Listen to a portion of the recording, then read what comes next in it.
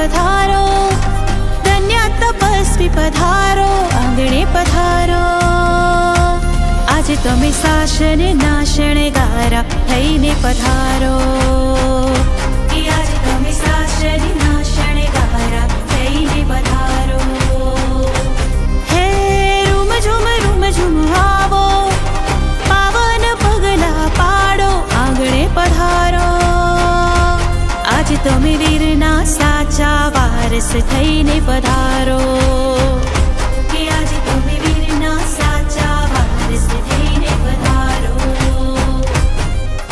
1 2 3 4 તપસ્વીનો જય જયકાર. વજ્ર શાસન